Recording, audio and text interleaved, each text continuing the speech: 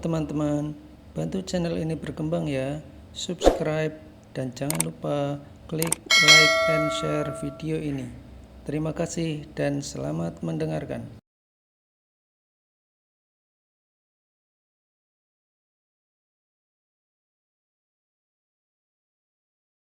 Bab ke-31. Keesokan paginya Rick memberitahu Antonio jika dia hari ini akan mulai bekerja. Ton, hari ini kamu sudah bisa bekerja. Kata Rick. Aku bekerja di mana, Rick? Tanya Antonio. Kamu akan jadi pengawas pembangunan bungalow. Nanti ada sekretarisku yang akan membimbingmu dan memberitahu seperti apa pekerjaanmu. Kata Rick. Antonio mengira hanya mengawasi pembangunan satu buah bungalow saja.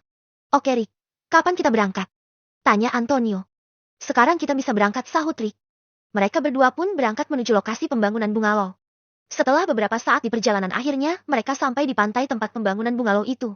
Saat Antonio turun dia pun terkejut melihat banyak pekerja dan alat-alat berat di sana. Rick, kenapa banyak sekali pekerja? Apa membangun satu bungalow saja perlu sebanyak itu pekerjanya? Tanya Antonio. Bukan hanya satu, Ton. Aku akan membangun beberapa bungalow. Aku akan membuat tempat wisata yang bagus agar menarik minat semua orang nantinya di sini. Kata Rick menjelaskan. Rick, ini adalah proyek yang sangat besar. Aku kira hanya membangun satu bungalow saja, Rick. Apa aku bisa bekerja di sini nantinya? Aku kan belum pernah bekerja seperti ini, jadi aku tidak ada pengalaman apapun, Rick. Sahut Antonio. Tidak apa-apa, akan ada yang membimbingmu saat mengawai nantinya. Kata Rick. Melihat Rick ada di sana, Eva pun menghampiri Rick. Tuan, sapa Eva.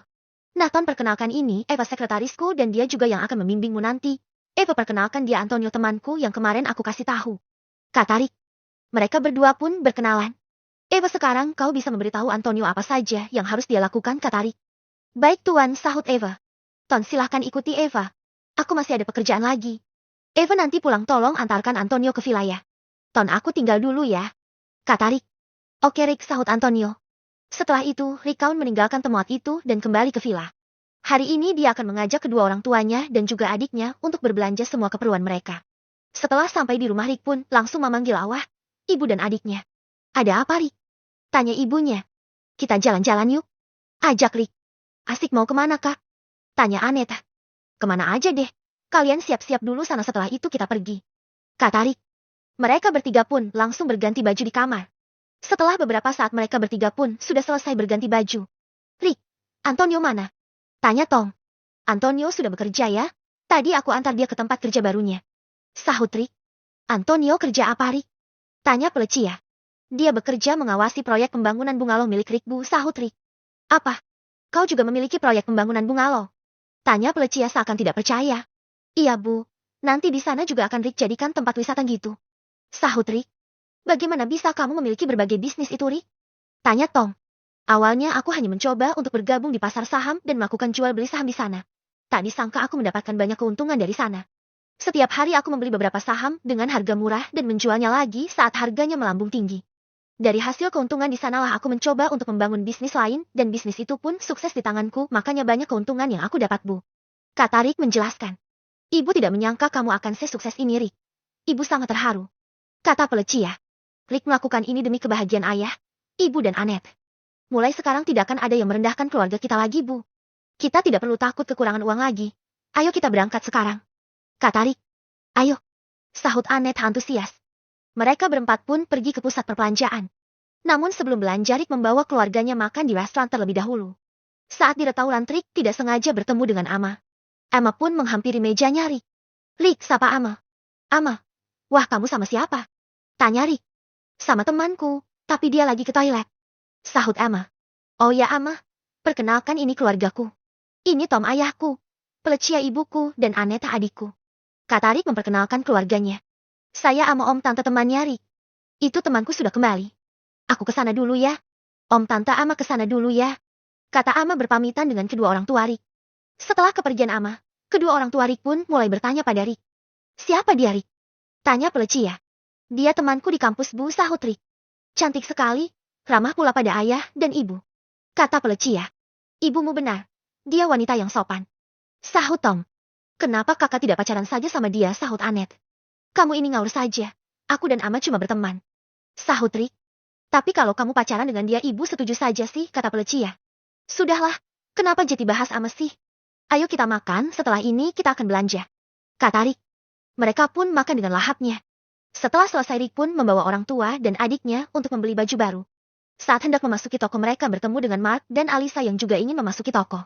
Bibi Pelecia Paman Tom, kok kalian ada di sini? Tanya Mark. Iya, kami tinggal di sini sekarang, sahut Pelecia. Apa Paman dan Bibi serius? Apa kalian tidak khawatir hidup di kota berbeda dengan di kampung? Di sini serba mahal, aku khawatir kalian tidak akan mampu bertahan hidup di sini dan akhirnya menjadi gembel. Aku sarankan lebih baik kalian tinggal di kampung saja, kata Mark. Mark, kenapa kau bicara dengan orang yang lebih tua seperti tidak memiliki sopan santun begitu? Tanya Rick. Tapi yang aku katakan kan benar. Kamu kan hanya pegawai biasa. Gajimu cuma berapa sok-sokan mengajak orang tua tinggal di sini. Apa kamu mau kedua orang tuamu dan adikmu jadi gelandangan di sini? Atau kau memang sengaja biar ayah dan ibumu jadi pengemis dan kalian akan dapat uang dari hasil mengemis? Kata Mark. Cukup ya Mark. Asal kamu tahu, Rick bukan pegawai biasa. Dia memiliki banyak bisnis dan kami tinggal di villa mewah. Tentu saja lebih mewah dari rumah yang paling bagus di kampung kita. Sahut Pelecia. Mark pun tertawa terbahak-bahak mendengar mereka tinggal di villa mewah. Apakah Bibi sedang membual? Aku tidak mudah dibohongi, Bi. Bagaimana bisa kalian yang hidup di kampung dari dulu miskin tiba-tiba bisa tinggal di villa mewah? Atau Rick jadi pelayan di sana dan hanya mengaku kalau itu villa miliknya? Kalau benar itu villa milik Rick, boleh dong aku berkunjung sekarang untuk membuktikan kebenaran. Kata Mark. Tak masalah jika kau ingin berkunjung, kata Rick. Bagaimana kalau sekarang saja aku berkunjung, apa kau mau? Biar aku dan Alisa melihat sendiri bagaimana mewahnya villa milikmu itu. Kata Mark. Tak masalah. Ayo kalau kau memang ingin berkunjung sekarang juga. Kata Rick. Apa kita tidak jadi berbelanja, Kak? Tanya Aneta. Belanjanya kita tunda dulu, Nak. Mark mau berkunjung ke tempat kita. Kita tidak boleh menolak jika tamu ingin berkunjung ke tempat kita. Sahut Mark. Baiklah, kata Anet. Benar, kata Rick, tamu adalah raja. Jadi ayo sekarang juga kita berangkat ke villamu. Mari kita buktikan omongan Rick kalau dia memang memiliki villa. Kata Mark. Ayo kita pulang dulu. Setelah itu baru kita belanja lagi. Kata Rick mengajak semuanya pulang. Mereka pun langsung menuju parkiran mobil dan pulang kembali ke villa. Bab ke-32. Rick pun membawa Mark dan Alisa menuju villa untuk membuktikan pada Mark kalau Rick benar-benar memiliki villa. Saat memasuki pintu gerbang, Mark dan Alisa sangat terkejut, ternyata yang mereka tuju adalah Villa Sky Garden. Villa yang terkenal karena kemewahannya. Semua orang tahu kalau pemilik villa di sini adalah para miliarder saja. Mark, ini kan tempat villa-villa paling mewah di kota ini. Semua orang tahu kalau villa di sini harganya sangat mahal. Apa mungkin si saudaramu itu memiliki villa di sini? Tanya Alisa. Iya, aku juga tahu kalau ini adalah kawasan villa-villa mewah. Aku sih tidak percaya kalau Rick mampu membeli salah satu villa di sini. Aku tahu betul bagaimana kondisi perekonomian keluarga Rick selama ini. Untuk makan saja mereka harus bekerja keras dulu saking miskinnya. Mereka juga sering meminjam uang ada saudara atau tetangga. Mana mungkin dia mampu membeli villa di sini?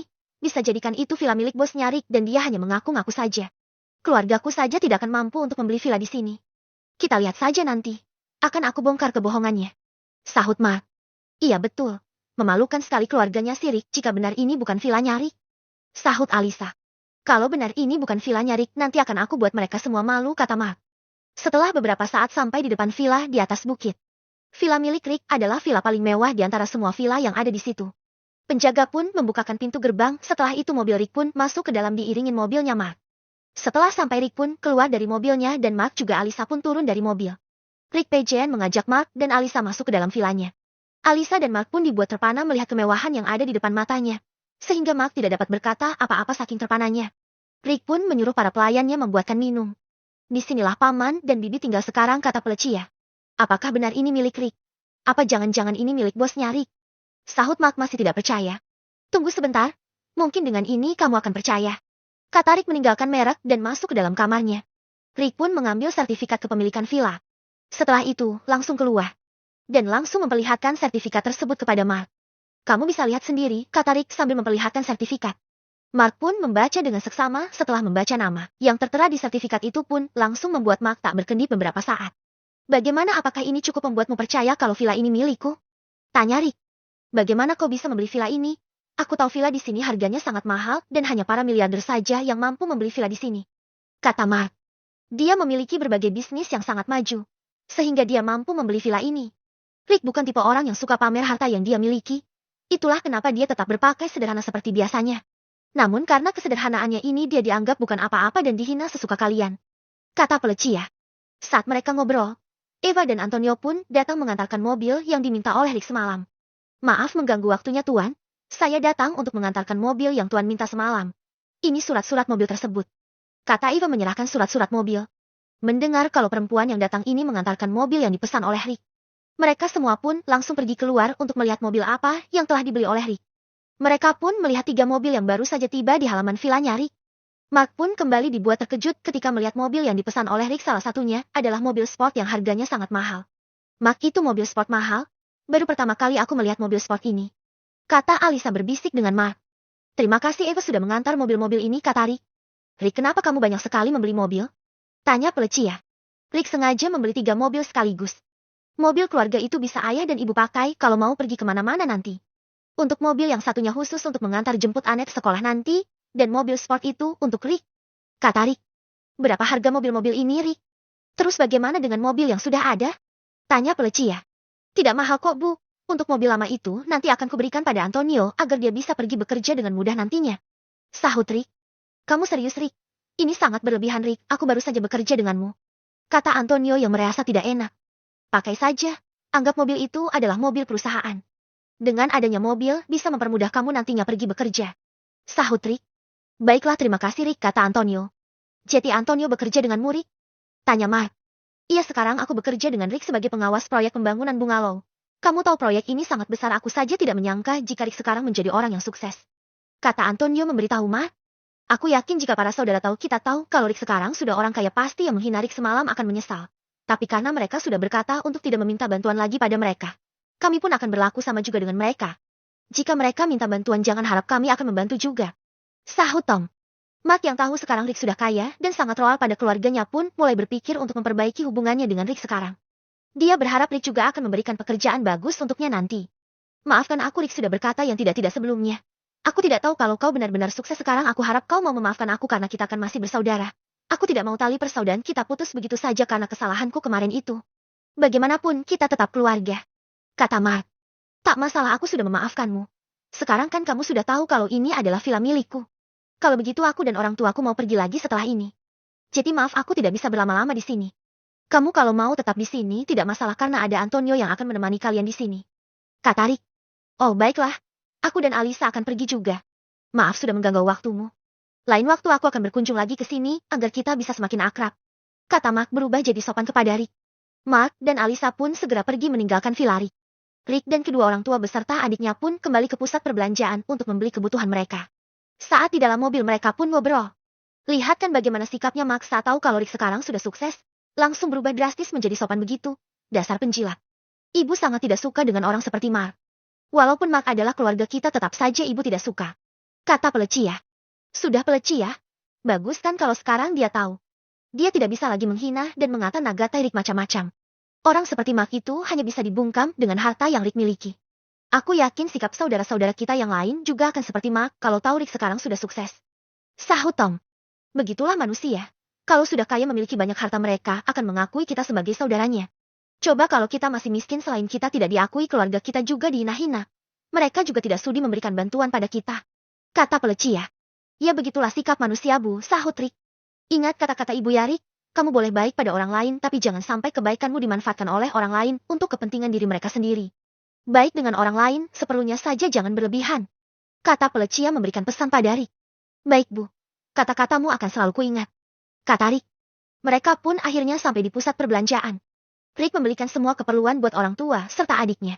Bab ke-33. Setelah Mark keluar dari villa mewah milik Rick, Mark sempat-sempatnya memfoto Rick dan kedua orang tuanya yang ada di halaman rumah. Dia berencana memberi kabar pada kerabatnya kalau Rick sekarang sudah jadi orang kaya. Betapa Mark tidak dapat mempercayai apa yang baru saja terjadi. Sekarang Rick yang dulunya miskin kini menjadi orang kaya. Mark, ternyata sepupumu sekarang kaya juga ya. Dia mampu membeli villa paling mewah di sini dan mobil sport mahal. Apa dia marah ya sama kita karena beberapa kali ketemu kita selalu merendahkan dia? Apalagi yang waktu itu di restoran, kata Alisa. Iya, aku juga baru tahu. Kalau aku tahu dari dulu mungkin aku akan bersikap lebih baik padanya dan bisa memanfaatkan kekayaannya. Lihat kan dia sangat loyal pada orang tua dan temannya. Setelah ini aku akan berusaha terlihat baik di depannya. Aku yakin dia pasti mau memaafkan kesalahan kita kemarin itu, sahut Mark. Harus itu Mark. Dia kan keluargamu, jadi bisa dong kamu ikut bekerja sama dia dengan gaji yang besar. Kamu harus bisa mengambil kesempatan karena dia kan saudara kamu, kata Alisa. Kamu benar Alisa, aku harus bisa mengambil kesempatan. Nanti aku akan bujuk Rick, Paman atau Bibi agar aku bisa bekerja dengan Rick dengan gaji yang besar. Pasti Bibi atau Paman akan mau jika keluarganya ikut bekerja di tempatnya Rick, sahut Mark. Kalau kamu dapat gaji yang besar nanti saat bekerja dengan Rick, Belikan aku tas dan baju yang mahal ya, Mark. Aku kan malu kalau tidak memiliki tas mahal. Kamu pasti tidak mau kan melihat pacarmu ini direndahkan oleh orang lain karena tidak memiliki benda-benda yang mahal. Kata Alisa. Tenang saja kalau aku sudah mendapatkan pekerjaan di tempat Rick dan gajiku besar apapun yang kamu mau akan aku turuti. Aku tidak akan pernah membiarkan orang yang aku sayang direndahkan oleh orang lain. Sahut Mark. Ini akan jadi berita yang menghebohkan di keluargaku di kampung kalau foto tadi aku kirim ke mereka. Aku akan memberitahu mereka kalau sekarang Rick sudah jadi orang kaya. Kata Mark di dalam hati. Mark, apakah kita jadi ke pusat perbelanjaan untuk membeli baju yang aku lihat tadi itu murah saja loh harganya? Kan tadi tidak sempat dibeli karena kita harus melihat villanya Rick. Kata Alisa. Bagaimana kalau nanti saja? Aku janji akan membelikan kamu baju yang tadi. Aku ada sedikit urusan yang harus diselesaikan setelah ini. Aku antar kamu ke apartemen sekarang ya. Kata Mark. Awas loh kalau kamu ingkar janji. Ya udah kalau kamu ada urusan. Aku akan pulang ke apartemen aja kalau begitu. Kata Alisa. Mark pun mengantarkan Alisa ke apartemennya. Dan segera pulang ke apartemennya. Sesampainya di apartemen, Mark langsung mengirim foto Rick tadi di grup keluarga besarnya. Beberapa saat setelah foto itu terkirim, grup keluarga pun menjadi heboh. Di grup keluarga Rick dan orang tuanya tidak dimasukkan, jadi Rick tidak tahu kalau sekarang keluarganya heboh ketika fotonya dikirim oleh Mark. Mark, apa maksud foto itu? Kenapa Rick dan kedua orang tuanya berada di depan villa mewah begitu? Tanya bibi pertama. Dari mana kau dapatkan foto itu, Mark? Tanya bibi kedua. Apa sekarang orang tua Rick bekerja menjadi pelayan di villa mewah itu? Tanya bibi Anastasia. Itu di mana, Mark? Kok ada Felicia dan Tom di sana? Tanya Alice. Apakah mereka berada di kota, Mark? Kan kamu sedang berada di kota, Mark? Tanya Susan, ibunya Mark. Iya bu, aku di kota. Rick dan kedua orang tua beserta adiknya juga berada di kota. Balas Mark. Kok bisa sih? Terus ngapain mereka di villa mewah itu? Apa mereka bekerja di sana, Mark? Tanya Susan. Ada berita yang ingin aku sampaikan pada kalian semua. Pasti berita ini akan membuat kalian semua terkejut dan tidak percaya. Balas Mark. Cepat katakan berita apa itu, Mark? Tanya Alice. Benar. Jangan bertele-tele, Mark, cepat katakan. Balas bibi pertama. Jangan pada kaget ya. Villa itu adalah villa milik Rick, aku baru saja pulang dari sana. Balas Mark. Apa kamu pasti berbohong? Mana mungkin Rick mampu membeli villa semewah itu, Mark, dia kan cuma pegawai biasa. Kan kalian semua mendengar ketika Rick memberitahu kita kalau dia cuma karyawan biasa. Balas bibi kedua. Aku tidak berbohong, bibi. Aku melihat sertifikat villa itu atas nama Rick. Rick juga memiliki usaha yang sangat sukses sekarang, Bi. Dia baru saja membeli 3 buah mobil dan bibi tahu salah satu mobilnya adalah mobil sport yang sangat mahal harganya. Balas Mark. Aku sungguh tidak bisa mempercayai apa yang kau katakan, Mark, sebelum aku melihatnya secara langsung. Balas bibi pertama. Bagaimana kalau kita semua pergi ke kota untuk memastikan apa yang Mark katakan? Kalau benar Rick sudah sukses sekarang, itu adalah berita yang bagus. Jadi uang hutang yang dipinjamkan oleh Tom waktu itu tidak perlu kita kembalikan. Balas bibi Alice. Benar, kita harus melihat langsung ke kota. Kapan kita semua akan ke kota? Tanya Susan. Bagaimana kalau besok saja? Usul bibi pertama. Bagaimana kalau Rick dan kedua orang tuanya tidak menerima kedatangan kita? Apakah kalian ingat bagaimana perlakuan kalian saat di hari pernikahan anaknya Alice? Tanya bibi Anastasia. Benar apa yang dikatakan Anastasia, bagaimana kalau Rick tidak menerima kedatangan kita? Kita akan rugi dong, jauh-jauh datang dari kampung kalau kita tidak bisa berkunjung ke villa mewah itu. Balas bibi Alice. Sepertinya Rick tidak seperti itu, Bi. Aku saja tadi dengan senang hati Rick membawaku ke villanya. Balas Mark. Benarkah begitu, Mark? Kalau begitu besok saja kita pergi ke kota. Biar Mark nanti yang akan menunjukkan jalan menuju villa mewah itu. Balas Susan. Rasanya aku tidak sabar menjejakkan kakiku di villa mewah milik Rick. Seumur-umur aku belum pernah masuk ke dalam villa mewah. Sepertinya aku harus meminta maaf kepada Rick dan kedua orang tuanya karena ucapanku waktu itu. Dan setelah ini aku harus menjalin hubungan yang baik dengan Rick dan kedua orang tuanya. Balas bibi Alice. Benar, aku juga akan meminta maaf pada Rick, Felicia dan Tom. Semoga mereka mau memaafkan kita. Balas bibi Anastasia. Iya, semoga saja, balas bibi pertama. Sudah lebih baik kita siap-siap biar besok pagi kita bisa berangkat ke kota, balas bibi Alice. Setelah itu grup pun kembali sunyi. Ban ke-34. Keesokan harinya Alice, Anastasia, Susan dan yang lainnya berangkat ke kota dengan menggunakan 2 buah mobil. Mereka semua sudah sangat tidak sabar untuk melihat villa milik Rick. Setelah beberapa jam mereka menempuh perjalanan, akhirnya mereka sampai di kota dan mampir di sebuah restoran untuk mengisi perut mereka. Susan, ibunya Mark, pun segera menghubungi Mark dan menyuruh Mark untuk pergi ke restoran tempat mereka makan. Mark, ibu sudah sampai di kota. Dan kami sedang mampir makan di restoran La Grande. Kamu di mana? Tanya Susan. Aku masih di apartemen, Bu, sahut Mark. Sekarang juga kamu kesini. Ibu tunggu. Kata Susan. Mark pun mematikan sambungan telepon dan segera bersiap-siap untuk pergi ke restoran tempat ibu dan para bibinya menunggu. Beberapa saat Mark pun sampai dan langsung menemui ibunya. Mark, apa kau mau makan dulu? Tanya Susan. Aku sudah makan tadi, Bu, sahut Mark. Bagaimana kalau sekarang kita pergi ke villanya Rick? Tanya Pelecia. Aku setuju lebih cepat sampai lebih baik karena aku sudah sangat lelah dan ingin beristirahat rasanya, sahut bibi pertama. Mereka pun menuju villa Nyarik dengan dipimpin oleh Mark. Sesampai di depan pintu gerbang villa, mereka semua ditahan oleh penjaga keamanan. Maaf tuan dan nyonya, mau kemana kalian? Tanya penjaga keamanan. Kami mau masuk ke dalam, sahut Susan. Apakah kalian sudah membuat janji dengan pemilik villa di tempat ini? Tanya petugas keamanan lagi. Buat apa kami harus membuat janji? Kami ini adalah saudara dari Rick, salah satu pemilik dari villa di sini. Sahut Alice. Maaf nyonya, tidak sembarang orang bisa masuk ke dalam kawasan villa di sini. Biasanya kami akan diberitahu oleh pemilik villa kalau mereka akan ada tamu, barulah kami memperbolehkan orang lain memasuki kawasan ini. Kata penjaga keamanan menjelaskan. Kami ini saudara Nyarik. Apa kamu mau dipecat karena kamu sudah menghalangi jalan kami? Kalau tidak ingin dipecat, lebih baik kamu minggir, biarkan kami masuk. Sahut Susan. Tidak bisa nyonya, ini sudah peraturan di sini. Jika tidak ada konfirmasi langsung dari salah satu pemilik villa, maka saya tetap tidak memperbolehkan kalian masuk. Jika kalian mau masuk, silakan hubungi pemilik villa dan kami akan mengonfirmasi secara langsung. Kata penjaga keamanan. Mark, lebih baik kau hubungi Rick sekarang. Suruh dia jemput kita di depan pintu gerbang ini. Aku sudah sangat lelah duduk di dalam mobil ini. Kata bibi kedua. Aku tidak memiliki nomor Nyarik, Bi, kata Mark. Apa di antara kalian semua ada yang memiliki nomor Nyarik? Tanya Susan. Mereka semua pun tidak ada yang memiliki nomor Nyarik. Bagaimana ini? Apa kita selama Mia tidak diperbolehkan masuk? Tanya bibi kedua. Begini, kami tidak ada yang memiliki nomor Nyarik karena Rick mengganti nomornya menjadi nomor baru. Bisakah kalian saja yang menghubungi Rick dan katakan adanya kalau kami para saudara Rick datang berkunjung? Kata Susan menyuruh petugas keamanan. Tunggu, akan saya hubungi Tuan Rick, sahut petugas keamanan. Petugas keamanan pun menghubungi nomornya Rick untuk memastikan apakah mereka semua adalah saudara dari Rick. Halo Tuan, maaf mengganggu waktunya. Tanya oleh tugas keamanan. Ada apa? Tanya Rick. Di depan pintu gerbang ada beberapa ibu-ibu yang ingin masuk dan berkunjung ke tempat Tuan. Mereka mengaku sebagai saudara Tuan yang ingin berkunjung. Apakah Tuan bisa datang dan melihat mereka semua untuk memastikan kebenarannya?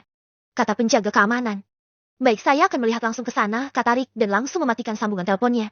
Ada apa, Rick? Tanya Pelecia. Kata penjaga keamanan, ada ibu-ibu yang mengaku saudara kita Bu di depan pintu gerbang mau masuk namun ditahan oleh penjaga keamanan, kata Rick. Apa mungkin mereka bibi-bibimu yang ada di kampung Rick? Pasti Max sudah memberitahu mereka kalau kau tinggal di villa mewah Rick. Bagaimana ini Rick, mereka pasti mau ke sini? Tanya Pelecia. Biarkan saja kalau mereka tahu Bu kalau kita tinggal di sini. Coba aku ke sana dulu untuk memastikan apakah benar mereka adalah bibi. Sahut Rick. Rick pun pergi ke pintu gerbang untuk melihat siapa ibu-ibu yang dimaksud penjaga keamanan tadi. Setelah sampai di pintu gerbang, Rick pun melihat bibi-bibinya ada di sana sedang berdebat dengan penjaga keamanan. Rick pun mendekat ke sana. Rick, sapa Mark. Kenapa kalian bisa ada di sini? Tanya Rick. Kami ingin berkunjung ke rumahmu, Rick, sahut Alice. Benarkan apa yang aku bilang, kami adalah saudara dari Rick? Kau berani-beraninya mencegat kami tadi. Kata bibi satu kepada penjaga keamanan. Maafkan saya Tuan dan Nyonya karena saya harus mencegat kalian. Saya hanya menjalankan pekerjaan saya. Saya tidak bisa mengizinkan sembarang orang untuk masuk ke wilayah ini. Maafkan saya Tuan Rick karena saya tidak tahu kalau mereka adalah saudara Tuan. Saya harap Tuan tidak akan memberikan keluhan tentang pekerjaan saya pada atasan saya. Kata penjaga keamanan. Tidak apa-apa. Kamu sudah menjalankan pekerjaanmu dengan baik. Saya tidak akan memberikan keluhan terhadap pekerjaanmu. Sahut Rick. Tidak bisa begitu, Rick. Dia sudah tidak menghormati kami sebagai bibimu tadi. Berikan saja keluhan bagaimana dia bekerja. Kata bibi satu, masih tidak terimakah kalau Rick tidak mempermasalahkan sikap penjaga keamanan. Kenapa saya harus menuruti perkataan Anda, kata Rick. Rick, aku ini bibimu, sahut bibi pertama. Rick, di mana villamu? Bagaimana kalau sekarang kita ke sana? Bibi sudah sangat ingin beristirahat karena lelah menempuh perjalanan jauh. Kata bibi Anastasia. Rick pun membawa mereka ke villa tempat tinggalnya. Semua bibi-bibinya sangat terkejut melihat kemewahan villa milik Rick. Melihat mobil-mobil menuju ke halaman rumah Pelecia On keluar dari dalam rumah. Semua bibi-bibinya Rick pun turun dari mobil. Bagus sekali Rick villa ini. Apa benar ini villa milikmu, Rick? Tanya Susan. Enak sekali, kami Pelecia kini sudah tinggal di villa mewah, kata Anastasia. Apa kami tidak dipersilahkan masuk? Tanya bibi kedua. Pelecia pun mempersilahkan mereka semua masuk. Villa ini benar-benar seperti istana, kata Susan. Mau minum apa? Tanya Pelecia. Sediakan minuman yang paling enak saja untuk kami, sahut bibi pertama. Pelecia pun mulai geram melihat tingkah saudaranya itu. Namun dia masih mencoba untuk bersabar. Pelecia On menyuruh pelayan membuatkan minuman untuk mereka semua. Tom yang baru bangun tidur pun keluar dari kamar. Betapa terkejutnya dia melihat saudara-saudara yang ada di kampung sudah berada di villa Rick. Kenapa kalian ada di sini? Tanya Tom. Kami hanya ingin berkunjung dan melihat villa baru milik Rick, sahut Susan. Kenapa kalian tidak bilang kalau Rick sekarang sudah sukses? Tanya Alice. Siapa yang telah memberitahu kalian? Tanya Tom. Marklah yang telah memberitahu kami. Kalau bukan Mark, kami tentu tidak akan pernah tahu kalau kalian sekarang tinggal di villa mewah. kata Alice. Terus kenapa kalau kami sekarang tinggal di villa mewah, tanya Tom. Kita kan saudara masa, kamu tidak ingin berbagi kabar bahagia dengan kami. Kami akan sangat senang melihat keponakan kami bisa sukses begini. Sahut Alice. Kenapa kami harus berbagi kabar bahagia pada kalian? Kalian saja sudah tidak menganggap kami keluarga saat di acara pernikahan anak Alice kemarin. Sahut Tom. Bukan begitu maksud kami Tom, kami kesini juga mau minta maaf atas kejadian di hari itu. Kata Susan. Iya maafkan kami Tom, peleci ya. Sebenarnya kami tidak bermaksud begitu. Kata Alice. Setelah kalian tahu kalau Rick sudah sukses dan sudah mampu membeli villa baru kalian mau minta maaf. Andai kami masih miskin mungkin kalian tidak akan pernah sudi menganggap keluargaku saudara. Begitu kan? Kata Tom mengungkapkan emosinya. Semua bibi-bibi pun terdiam setelah mendengar perkataan Tom. Sudah ayah, biarkan bibi-bibi istirahat sejenak. Setelah bibi-bibi sudah tidak pelah lagi. Bibi boleh pergi kembali ke kampung. Kan kalian sudah melihat bagaimana tempat tinggal kami sekarang. Kata Rick. Rick begitu tegakah kau mengusir bibi-bibimu ini? Kenapa tak kau biarkan kami menginap beberapa hari dulu di sini? Kata Anastasia. Maaf di kamar di sini tidak ada yang kosong. Kalau kalian mau menginap di sini kalian mau tidur di mana? Tanya Rick. Kalian kan cuma berempat masa kamar di sini sudah penuh? Tanya Alice. Kami tidak cuma berempat. Di sini ada tiga temanku yang bekerja denganku juga tinggal di sini. Lata Rick. Kenapa tidak suruh mereka untuk tidur di luar dulu sementara kami ada di sini, kata bibi pertama. Aku tidak bisa menyuruh mereka untuk tidur di lain. Mau tidur di mana mereka? Mereka tidak ada tempat tinggal selain di sini. Sahut Rick. Kenapa kalian tidak menginap di hotel saja? Kan kalian memiliki banyak uang. Kata peleci ya. Atau kalian menginap saja di apartemennya Mark. Kan di sana Mark cuma tinggal sendiri. Kata Tom. Ayah ibu kalian bersiap-siaplah. Sebentar lagi kita akan pergi untuk melihat sekolah yang cocok untuk Annette. Kata Rick. Baik Rick. Maaf ya kakak sekalian aku harus ke kamar dulu mau siap-siap. Sahut peleci ya. Kemudian peleci ya dan Tom pergi ke kamar untuk berganti pakaian. Susan yang tersinggung dengan kelakuan Tom dan Pelecia pun mengajak semua saudaranya untuk meninggalkan vilanya. Ayo kita keluar saja dari sini. Mereka terlalu sombong sekarang. Kata Susan. Aku akan pergi asal Rick mau mengganti uang ongkos kita pergi ke kota.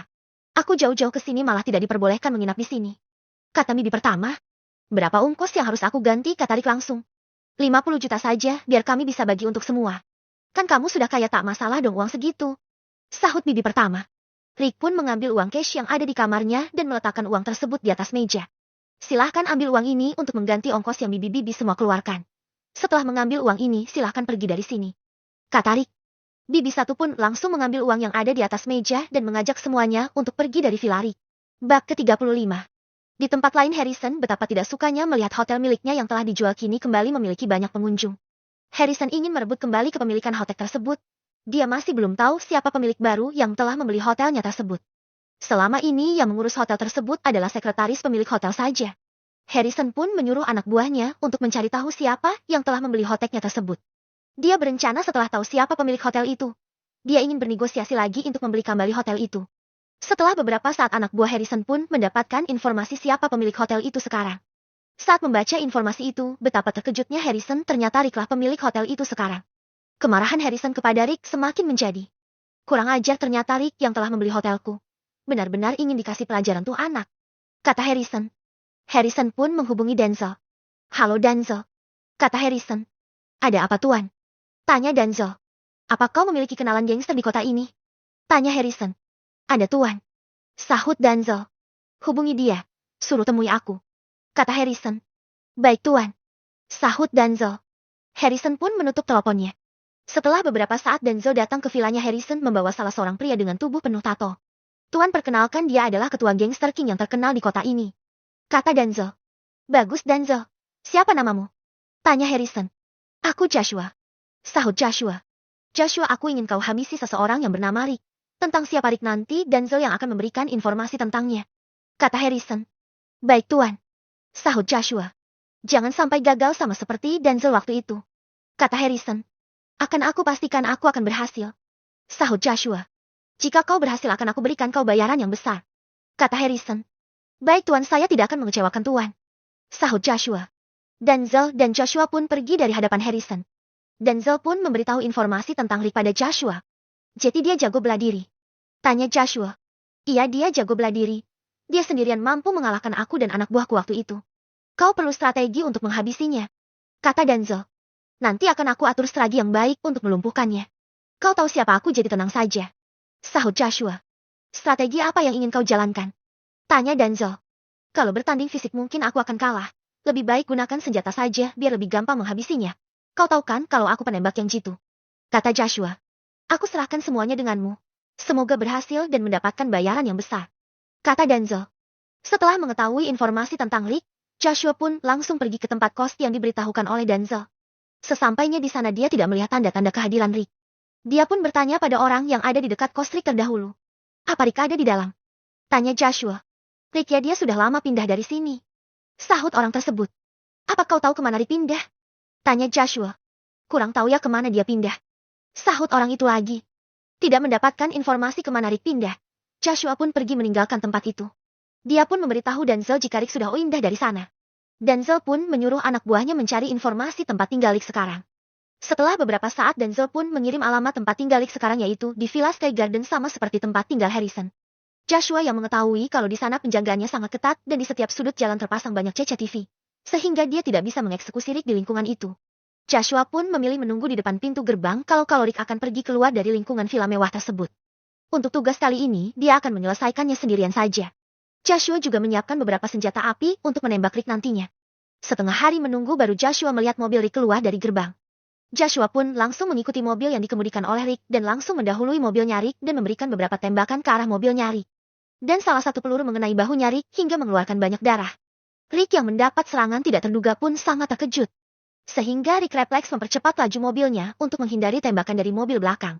Namun mobil yang di belakang juga ikut melajukan mobilnya dan terjadilah kejar-kejaran. Namun mobil Rick pun dapat meloloskan diri kejaran mobilnya Joshua. Joshua yang melihat mobilnya Rick dapat meloloskan diri pun marah. Dia pun kembali ke markasnya. Joshua yakin salah satu pelurunya mengenai Rick. Dan dia akan mengatur strategi baru untuk melenyapkan Rick sesuai dengan permintaan Harrison. Di lain tempat, Rick yang mendapatkan serangan mendadak pun dibuat penasaran siapa yang tengah menyerangnya tersebut. Dengan perhitungan yang tepat dan telah hafal setiap jalan yang ada di kota itu, akhirnya Rick dapat meloloskan diri dari kejaran mobil orang yang menyerangnya tersebut. Rick yang mendapat tembakan di bahunya pun langsung menuju rumah sakit terdekat untuk mengobati luka tembakan tersebut. Sesampainya di rumah sakit Rick pun berjalan seorang diri sambil menekan luka tembakannya agar tidak mengeluarkan banyak darah. Para perawat dan dokter yang melihat Rick yang bersimbah darah pun segera memberikan pertolongan pada Rick. Dokter langsung melakukan tindakan pengobatan untuk menyelamatkan Rick. Menurut dokter Rick harus segera dioperasi untuk mengeluarkan peluru yang ada di dalam tubuhnya Rick. Rick pun setuju untuk dioperasi tapi Rick meminta tolong pada perawat untuk menghubungi keluarganya sekarang juga, agar keluarganya tahu. Perawat pun langsung menghubungi orang tua Rick untuk memberitahukan kondisi Rick sekarang. Beberapa saat orang tua Rick pun datang dan langsung melakukan registrasi agar Rick bisa segera dioperasi. Setelah melakukan registrasi Rick pun dibawa ke ruang operasi untuk mengeluarkan peluru yang bersarang di bahunya. Setelah operasi berjalan lancar dan kondisi Rick sudah baik-baik saja, akhirnya Rick dipindahkan ke ruang perawatan. Kevin, Lion dan Antonio yang mendengar kabar kalau Rick masuk rumah sakit. Mereka langsung menyusul ke rumah sakit untuk melihat bagaimana kondisi Rick. Rick, kenapa kamu bisa sampai mendapat luka tembak begini? Tanya Felicia. Rick juga tidak tahu, Bu. Saat di tengah jalan tiba-tiba ada mobil yang mengikuti Rick dan melepaskan beberapa kali tembakan dan salah satu pelurunya mengenai bahu Rick. Kata Rick. Kita harus lapor polisi Rick biar polisi dapat menyelidiki siapa yang telah menembak kamu. Kata Kevin. Biar kami yang akan melaporkannya Rick. Kau istirahat saja dulu. Sahut Lion. Baiklah, aku serahkan pada kalian. Kata Rick. Setelah itu Kevin dan Lion langsung melaporkan kejadian ini ke kantor polisi. Bab ke-36. Setelah dilaporkan ke polisi, polisi pun meminta keterangan dari Rick. Polisi juga melihat CCTV yang ada di sekitar kejadian. Terlihatlah plat mobil yang dikendarai oleh pelaku-pelaku penembakan tersebut. Polisi pun langsung melakukan penyelidikan dan mencari tahu siapa yang telah melakukan penyerangan terhadap Rick. Setelah beberapa hari polisi melakukan penyelidikan, akhirnya diketahui mobil tersebut milik siapa. Ternyata mobil tersebut merupakan mobil sewaan, dan pemilik mobil tidak kenal dengan orang yang menyewa mobil tersebut. Polisi pun tidak dapat memecahkan kasusnya Rick. Setelah dirawat 2 hari Rick pun sudah mulai pulih. Karena polisi tidak dapat mencari pelaku, Rick pun mencari tahu sendiri siapa yang telah menyerangnya. Dia meretas semua CCTV yang ada di jalan. Dicek satu persatu untuk melihat apakah CCTV menangkap gambar wajah si pelaku. Dengan kepintaran yang dimiliki oleh Rick akhirnya dia mengetahui identitas si penyerang. Sekarang Rick tahu kalau yang menyerangnya semalam adalah Joshua yang merupakan ketua gangster King. Rick pun bingung kenapa ketua gangster itu menyerang Rick. Padahal Rick tidak mengenal siapa dia. Dan juga tidak pernah bermasalah dengan para gangster tersebut. Apakah mereka disuruh? Siapa yang menyuruhnya harus aku cari tahu. Gumam Rick. Rick juga mencari tahu di mana markas gangster tersebut. Rick ingin mencari tahu kenapa ketua gangster tersebut mencoba untuk mencelakainya. Rick pun diam-diam memantau markas gangster King dari kejauhan. Sebelum pergi memantau Rick menyewa sebuah mobil. agar tidak ada yang tahu kalau di dalam mobil tersebut adalah Rick. Saat Rick memantau markas tersebut, terlihatlah Denzel yang baru datang ke markas tersebut dan langsung memasuki markas gelang Star King itu. Rick pun tahu kenapa ketua gangster King menyerangnya. Pasti ini ada hubungannya dengan Harrison. Itu kan preman yang dikirim Harrison untuk melukaiku waktu itu di restoran. Ternyata Harrison benar-benar ingin melenyapkanku dengan membayar ketua gangster untuk membunuhku. Tidak bisa dibiarkan. Gumam Rick. Rick pun tetap mengawasi tempat tersebut. Dia tidak mungkin masuk ke dalam karena di dalam ada banyak anak buah gangster tersebut. Tak berapa lama terlihat Denzel dan ketua gangster keluar dari markasnya dan langsung masuk ke dalam mobil tanpa ada anak buahnya mengikuti. Ini adalah kesempatanku untuk menghadang mereka berdua, kata Rick. Rick pun langsung mengikuti mobil yang ditumpangi Denzel dan Joshua. Di saat yang tepat Rick pun melaju dengan cepat kemudian menghadang mobil Denzel. Denzel yang tidak terima mobil yang dihadang pun turun dari mobil dan langsung menghampiri mobil Rick dengan marah-marah. Hei, kau keluar dari mobil. Apa kau tidak punya mata sembarangan menghadang mobilku? Kata Denzel sambil mengetuk kaca mobil. Rick pun sengaja membuka pintu mobil secara keras sehingga mengenai Denzel dan terhuyung ke belakang. Saat Rick keluar dari mobil, betapa terkejutnya Denzel melihat Rick. Kamu, kata Denzel. Denzel pun langsung menyerang Rick. Rick dengan mudah menangkis serangan dari Denzel. Saat Rick menghadapi Denzel, Rick tersadar kalau Joshua tengah membidik dirinya. Segera Rick menghindar saat Joshua menarik pelatuk pistol api di tangannya. Beberapa kali Joshua menembak dan Rick refleks menarik tubuh Denzel sebagai perisai dan akhirnya Denzel lah yang terkena beberapa peluru dari Joshua. Joshua pun sangat terkejut melihat Denzel yang terkena pelurunya. Rick pun semakin mendekat ke arah Joshua. Joshua pun kembali menembaki Rick. Joshua yang tahu kalau Rick jago bela diri pun memilih untuk memasuki mobilnya dan melanjutkan mobil tersebut secepat mungkin.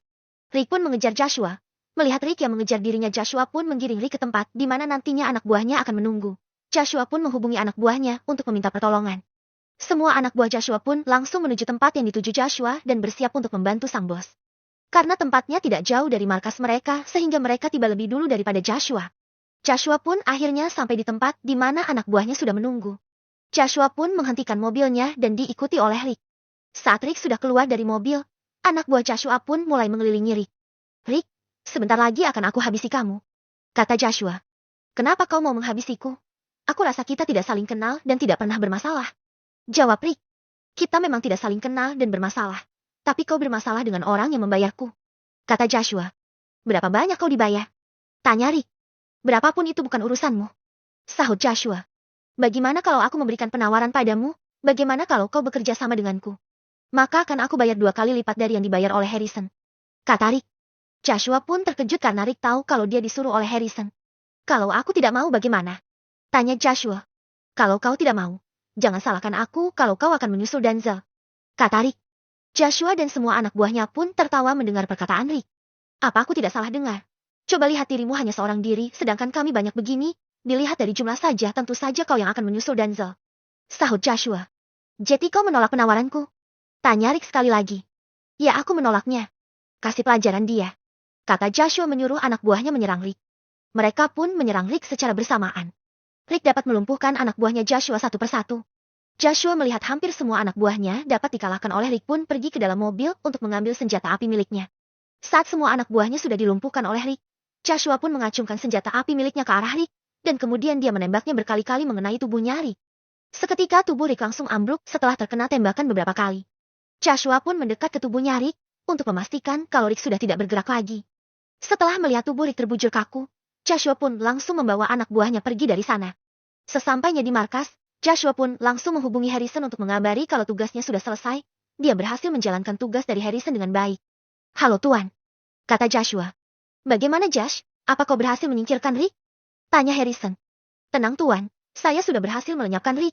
Saya sudah menembakkan senjata api beberapa kali di tubuhnya, dan dia sudah terbujur kaku di tengah jalan tadi, sahut Joshua. Harrison yang mendengar apa yang disampaikan oleh Joshua pun tertawa senang. Kerja bagus kau Josh, silahkan kau datang ke tempatku untuk mengambil bayaranmu, kata Harrison. Baik Tuan, nanti aku akan ke sana, sahut Joshua. Setelah itu Joshua pun mematikan sambungan teleponnya. Bagi anggota yang tidak apa-apa, bantu obati anggota yang terluka akibat serangan Rick tadi. Apa ada yang terluka parah? Tanya Joshua. Tidak ada bos, mereka hanya luka kecil saja, sahut anak buah Joshua. Bagus, kalau begitu nanti malam kita bisa berpesta merayakan keberhasilanku menjalankan tugas.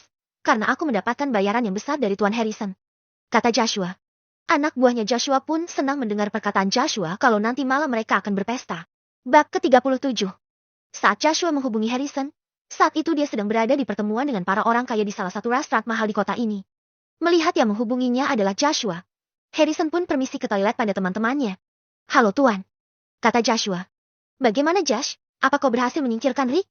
tanya Harrison. "Tenang Tuan, saya sudah berhasil melenyapkan Rick. Saya sudah menembakkan senjata api beberapa kali di tubuhnya, dan dia sudah terbujur kaku di tengah jalan tadi," sahut Joshua. Harrison yang mendengar apa yang disampaikan oleh Joshua pun tertawa senang. "Kerja bagus kau Josh. Silahkan kau datang ke tempatku nanti malam untuk mengambil bayaranmu," kata Harrison. "Baik Tuan, nanti aku akan ke sana," sahut Joshua. Setelah itu sambungan telepon pun terputus. Setelah mendengar apa yang disampaikan oleh Joshua, Harrison pun tersenyum senang. Suasana hatinya sekarang sangat baik. Harrison pun kembali ke meja temuan dia dan teman-temannya berkumpul. "Bagaimana kalau hari ini kita main golf?" tanya Harrison pada teman-temannya. "Aku setuju. Tapi apakah ada para gadis yang akan menemani kita nanti?" tanya Nike. "Tenang, nanti aku akan sediakan gadis-gadis cantik untuk kita semua," sahut Harrison. Bukan rahasia umum lagi kalau para orang kaya akan sangat senang main perempuan. Biasanya perempuan yang menemani mereka adalah perempuan-perempuan cantik yang membutuhkan uang untuk gaya hidup. Hanya dengan menemani para om-om kaya dalam sehari saja, mereka akan mendapatkan banyak uang. Harrison pun menghubungi perempuan cantik yang biasa menemani Harrison. "Halo sayang," kata Harrison. "Kok baru menghubungiku sih?" keluh orang yang di seberang telepon. "Maafkan aku sayang, aku benar-benar sibuk belakangan ini." "Oh iya Alisa, carikan aku beberapa orang temanmu yang cantik-cantik sama sepertimu, untuk menemani teman-temanku bermain golf. Untuk bayaran tenang saja, per orang akan mendapat bayaran yang besar," kata Harrison. "Wah, kebetulan sekali. Temanku banyak yang sedang membutuhkan uang untuk belanja dan juga perawatan. Mereka pasti mau menerima tawaran ini," sahut Alisa. "Tapi mereka cantik-cantikan?" tanya Harrison. "Tenang Om, mereka semua cantik-cantik. Teman-teman Om pasti akan terpesona deh dengan kecantikan mereka," sahut Alisa. "Bagus, Om tunggu di lapangan golf Permata ya," kata Harrison. Setelah itu Harrison pun menutup sambungan teleponnya. "Bagaimana kalau sekarang kita pergi ke lapangan golf? Nanti para cewek cantik akan menyusul kita di sana," ajak Harrison. "Baiklah, ayo kita semua berangkat," sahut Nike. Mereka semua pun berangkat menuju lapangan golf yang sering mereka kunjungi untuk bermain golf. Di tempat lain, di mana Rick yang terluka parah akibat tembakan dari Joshua. Beruntung ada orang yang lewat di jalan itu dan melihat Rick yang terkapar tidak berdaya. Orang tersebut pun langsung memanggil ambulan untuk menolong Rick. Rick pun dilarikan ke rumah sakit terdekat. Dia juga membantu menghubungi keluarga dari Rick, sehingga orang tua Rick pun tahu keadaan Rick. Orang tua Rick pun bergegas ke rumah sakit untuk melihat bagaimana kondisi dari Rick. Sesampainya di rumah sakit, mereka langsung menemui orang yang telah menolong Rick dan juga dokter. "Dokter, bagaimana keadaan anak saya?" tanya Pelecia. "Keadaan anak Tuan sekarang lagi kritis, dia banyak kehilangan darah. Nadinya pun sudah sangat lemah. Beruntung dia cepat dibawa ke rumah sakit sehingga dia masih bisa diselamatkan. Tapi dia harus menjalani operasi untuk mengangkat beberapa peluru yang ada di tubuhnya," sahut dokter. "Lakukan apapun itu yang terbaik untuk anak saya Dok," kata Tom. "Baik Tuan, kami akan segera melakukan operasi," sahut dokter. Kemudian dokter langsung masuk ke ruang operasi untuk melakukan operasi pada Rick. "Di mana kamu menemukan Rick?" tanya Pelecia. "Di Onion Street Tuan. Kebetulan saat itu saya melewati jalan tersebut dan melihat tubuh anak Tuan tergeletak di tengah jalan bersimbah darah seorang diri. Langsung saja saya menghubungi ambulan dan membawanya ke rumah sakit," kata orang tersebut. "Terima kasih sudah menyelamatkan anak saya," kata Pelecia pada orang yang telah memanggil ambulan dan membawa Rick ke rumah sakit. "Tidak masalah Tuan dan Nyonya. Kalau begitu saya permisi dulu, karena ada pekerjaan yang harus saya lakukan setelah ini," kata orang tersebut. "Boleh saya minta kartu nama Anda?" tanya Tom. "Boleh Tuan, ini kartu nama saya," kata orang tersebut sambil menyerahkan sebuah kartu nama pada Tom. "Terima kasih sekali lagi," sahut Tom. Orang tersebut pun meninggalkan Tom dan Pelecia di depan ruang operasi. "Ya Tuhan, anak kita Tom, belum sembuh yang kemarin, hari ini terluka lagi," kata Pelecia sambil menangis. "Sabar Bu, semoga Rick tidak apa-apa," sahut Tom. Tom pun menghubungi teman-temannya Rick untuk memberitahukan keadaan Rick kembali terluka. Kevin, Lian dan Antonio yang mengetahui kalau Rick masuk rumah sakit lagi pun langsung pergi ke rumah sakit. Sesampainya di rumah sakit, mereka bertiga pun melihat orang tua Rick yang terlihat sangat sedih, dan langsung menghampiri. "Bagaimana kondisi Rick Paman?" tanya Lian. "Rick sedang kritis Lian. Dokter sedang melakukan operasi untuk mengangkat beberapa peluru yang bersarang di tubuhnya," jawab Tom. "Apa? Jadi Rick terkena luka tembak lagi?" tanya Kevin. "Iya, menurut orang yang telah menolong Rick. Rick terdampar di tengah jalan bersimbah darah. Namun orang yang menolong Rick tidak melihat orang lain selain Rick di tempat kejadian," kata Tom. "Di mana Rick ditemukan Paman?" tanya Lian. "Di Onion Street," sahut Tom. "Siapa yang telah melakukan ini pada Rick? Kita harus mencarinya," kata Antonio. Betul. Kita tidak bisa membiarkan masalah ini. Kalau tidak nyawa Rick benar-benar akan melayang. Sepertinya orang yang melakukan ini menginginkan Rick tewas. Sahut Lian. Bagaimana kita mencari tahu? Sedangkan masalah yang semalam saja, polisi belum menemukan pelakunya. Aku rasa pelakunya masih orang yang sama. Sahut Kevin. Sepertinya kita tidak bisa cuma berharap dengan polisi. Kita juga harus turun tangan. Sahut Antonio. Kamu benar Antonio. Bagaimana kalau kita sewa detektif untuk mencari tahu siapa yang telah menyerang Rick? Kata Lian memberi usul. Iya benar. Bagaimana paman? Apa paman setuju jika kami mencari orang yang telah melukai Rick berkali-kali? Tanya Kevin. Ibu setuju. Aku tidak terima anakku dilukai begini. Mari kita balas perlakuan orang yang telah melukai Rick.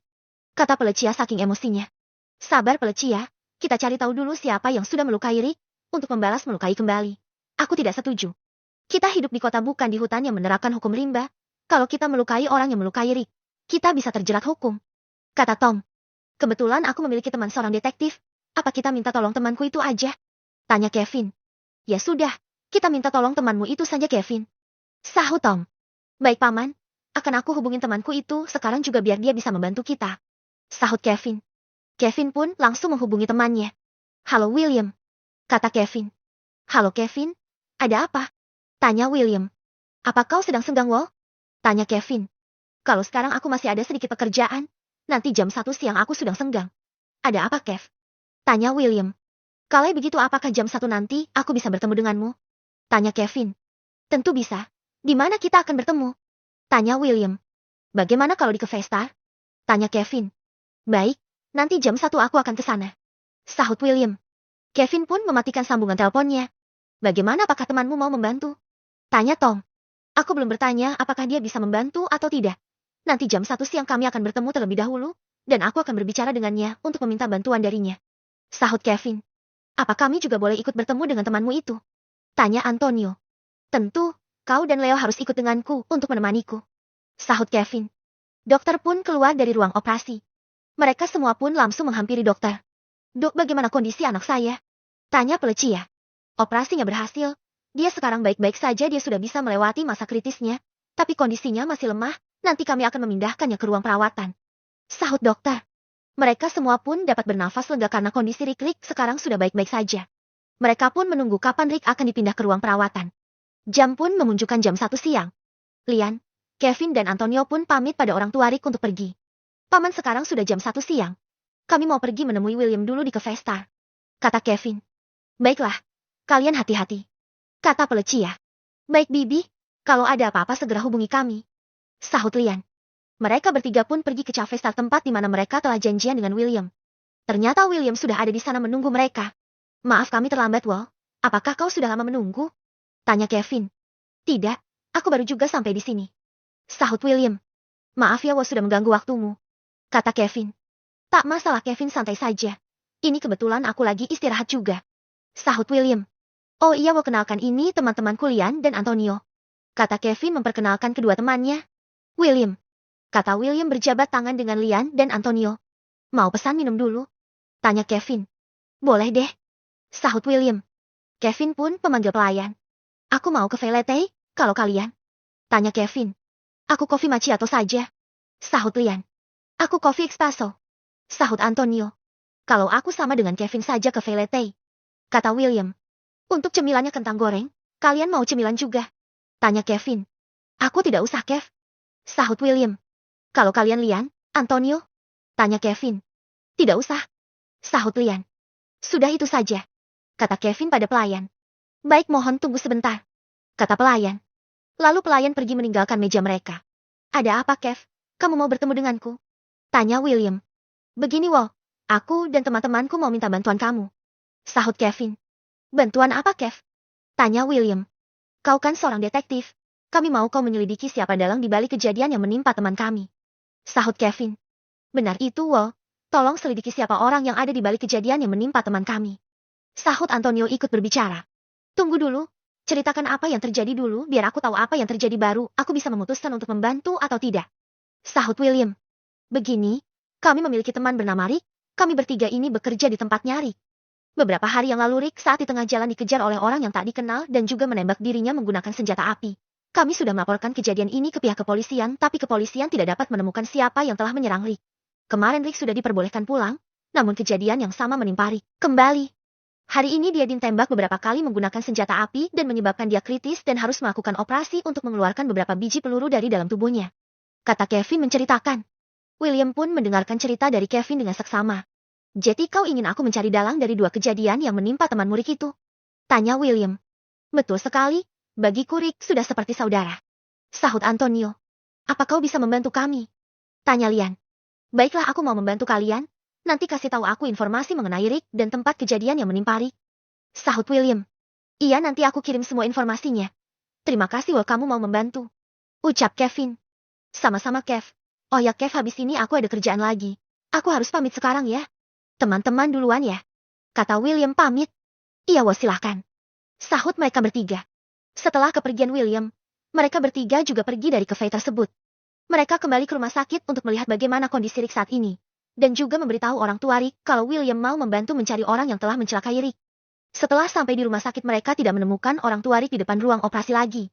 Kemudian Lian pun menghubungi ayahnya Rick untuk menanyakan di mana keberadaan mereka. Halo Paman, Paman di mana sekarang? Tanya Lian. Paman ada di ruang VVIP Lian, Rick sudah dipindahkan ke sini. Sahut Tom. Kami akan ke sana. Kata Lian. Setelah itu sambungan telepon pun mati. Di mana mereka? Tanya Kevin. Kata Paman sekarang mereka di ruang VVIP ayo kita ke sana. Sahut Lian. Mereka pun langsung menuju ruangan Rick dirawat sekarang ini. Sesampainya di sana mereka pun langsung masuk ke dalam ruangan tersebut. Paman bagaimana keadaan Rick sekarang? Tanya Antonio. Rick sekarang sudah baik-baik saja. Dia sudah melewati masa kritisnya. Semoga Rick cepat sadar. Sahut Tom. Syukurlah kalau sekarang Rick baik-baik saja. Kata Antonio. Bagaimana Kevin? Apakah temanmu mau membantu untuk menemukan siapa yang telah mencelakai Rick? Tanya Tom. William bersedia Paman. Nanti aku akan mengirim informasi tentang Rick dan tempat kejadian Rick diserang pada William Paman. Sahut Kevin. Bagus Kev. Orang yang mencelakai Rick harus segera ditangkap dan dihukum seberat-beratnya nanti. Sahut Pelecia. Apa sebaiknya Paman dan Bibi istirahat dulu pulang ke rumah. Biar aku yang menjaga Rick di sini. Kata Antonio. Iya Paman. Bibi kalian istirahat saja dulu biar kami yang menjaga Rick. Kata Lian. Tidak usah Bibi ingin di sini saja menemani Rick sampai dia sadar. Sahut Pelecia. Bab ke-38. Pada esok pagi Rick pun tersadar. Rick pun melihat ke sekeliling ruangan tersebut. Pelecia yang melihat Rick sudah sadar pun langsung mendekati Rick. San, kau sudah sadar? Tanya Pelecia. Aku ada di mana Bu? Tanya Rick. Kau ada di rumah sakit Rick. Sahut Pelecia. Sudah berapa lama aku tidak sadar Bu? Tanya Rick. 1 hari Rick. Bagaimana keadaanmu San? Tanya Pelecia. Agak perih sedikit Bu. Bu siapa yang telah menyelamatkan aku Bu? Tanya Rick. Ibu juga tidak tahu namanya. Tapi ayahmu telah meminta kartu nama dia. Sahut Pelecia. Sekarang dia di mana Bu? Tanya Rick. Dia sudah pulang, karena dia harus bekerja katanya. Nanti kita ucapkan terima kasih sama dia karena sudah menolongmu. Sahut Pelecia. Iya Bu, Bu Rick House. Kata Rick. Pelecia pun segera mengambilkan minum untuk Rick. Tidak usah bangun berbaring saja. Ini ada sedotan kamu minumnya pelan-pelan saja. Kata Pelecia sambil memegang cangkir. Terima kasih Ibu. Kata Rick. Ibu panggilkan dokter dulu ya buat memeriksa keadaan kamu. Kata Pelecia sambil keluar ruangan untuk memanggil dokter. Tak lama ibu dan dokter pun datang. Dokter pun langsung memeriksa keadaan Rick. Bagaimana keadaanmu? Tanya dokter. Sudah lebih baik dok, tapi agak perih sedikit. Sahut Rick. Baik, harap jangan terlalu banyak bergerak dulu ya, karena lukamu belum kering. Kata dokter. Baik dok. Sahut Rick. Saya permisi dulu. Kata dokter meninggalkan ruang perawatan Rick. Apa kau mau makan Rick? Tanya Pelecia lagi. Nanti saja Bu. Ayah mana? Tanya Rick. Ayah dan ketiga temanmu pulang sebentar ke villa untuk berganti baju dan mengambilkan baju ganti untuk ibu. Rick apa yang sebenarnya terjadi sama kamu? Apa kamu tahu siapa yang telah menembakmu ini? Tanya Pelecia. Rick pun terdiam saat ibunya bertanya seperti itu. Rick tidak ingin membuat ibunya kepikiran kalau tahu ada seseorang yang membecinya dan ingin melenyapkannya. Saat itu juga pintu ruangan ada yang membuka dan ternyata yang datang adalah ayahnya dan teman-temannya. Mereka yang baru datang melihat Rick yang sudah sadar pun senang. Rick bagaimana keadaanmu? Tanya Lian. Sekarang aku baik-baik saja teman-teman. Sahut Rick. Rick siapa yang telah melakukan ini padamu? Apa kau tahu orangnya? Tanya Kevin. Rick pun menggelengkan kepala pura-pura tidak tahu. Mungkin mereka perampok. Kata Rick. Tidak mungkin Rick. Dompet, HP dan mobilmu masih lengkap semua. Kalau perampok mungkin barang-barang berhargamu sudah hilang diambil mereka. Sahut Antonio. Betul kata Antonio Rick. Sepertinya ini orang adalah orang yang sama dengan kejadian penembakanmu kemarin itu. Kata Lian. Ayah juga berpikir begitu, Rick. Sahut Tom. Rick juga tidak tahu ayah. Sahut Rick. Rick, ayah dan teman-temanmu sedang bekerja sama dengan seorang detektif temannya Kevin untuk mencari siapa yang telah melakukan ini padamu. Kata Tom memberitahu. Buat apa ayah? Tanya Rick. Ya buat ngasih pelajaran lah Rick. Karena dia sudah membuatmu celaka begini. Apa jadinya jika kau tidak ada yang menyelamatkan kemarin itu? Ayah tidak bisa membayangkan sesuatu yang sangat buruk terjadi padamu Rick. Sahut Tom. Benar apa yang dikatakan ayahmu itu Rick. Kami sebagai orang tuamu tidak terima kau terluka begitu. Kita harus cari tahu siapa yang telah mencelakai kamu. Dia harus dihukum seberat-beratnya. Sahut Pelcia. Rick terharu mendengar perkataan orang tuanya. Ternyata kedua orang tua Rick sangat menyayangi Rick dan tidak ingin anaknya terluka. Iya ya Bu. Semoga orang yang telah mencelakai Rick segera kita ketahui. Sahut Rick menyetujui kalau mereka bekerja sama dengan detektif. Rick tidak ingin membuat kecewa kedua orang tua dan juga teman-temannya jika dia menolak jasa detektif tersebut.